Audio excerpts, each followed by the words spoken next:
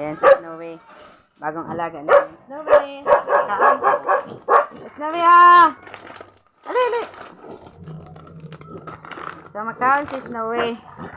Ali. Ganyan lang ka konti ang kinakain ni Snowy kasi bibi pa naman siya.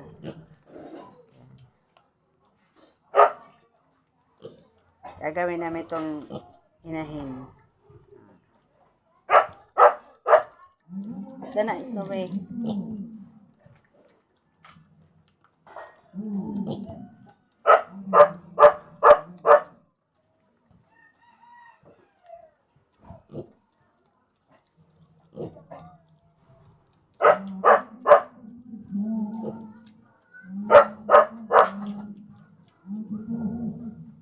Sige.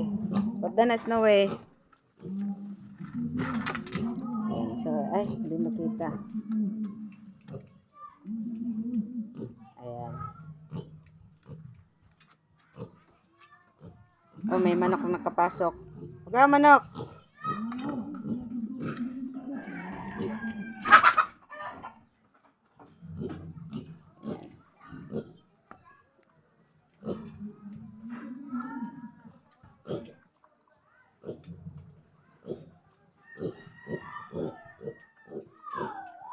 Yeah, the nas no way.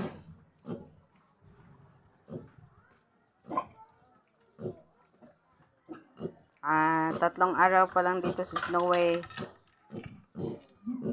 Ayan. Ayan, pagkatapos ng kumakain, magsistretch sa. Yan po ang palatandaan ng baboy na madaling tumubo. So, inom! Inom! So, inom siya ng tubig.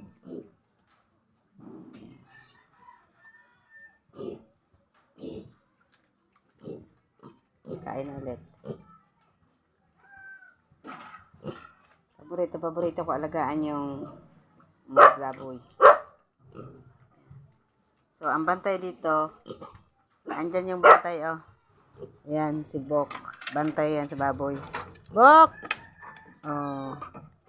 Anak yan, papi. Bantay yung baboy, ha? Bantayan, ha? Sabot? Oh, dili magbanha. No? Bantayan na mo ni si Snowy? Bantayan, ha?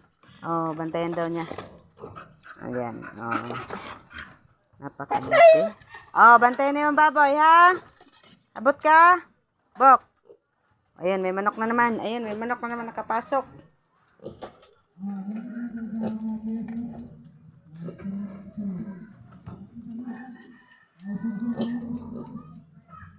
Pagdaan bahog, Snowy. Kailangan walang sinasayang na pagkain, ha? Ayan, so 3 minutes na mula nang kumakain siya.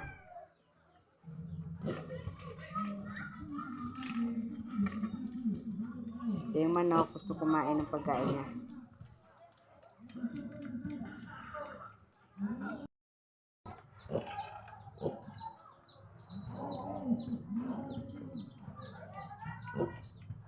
Ayan, hapunan mo na yon. Tapos mamaya kakain ka ulit mga 5:30 or 6.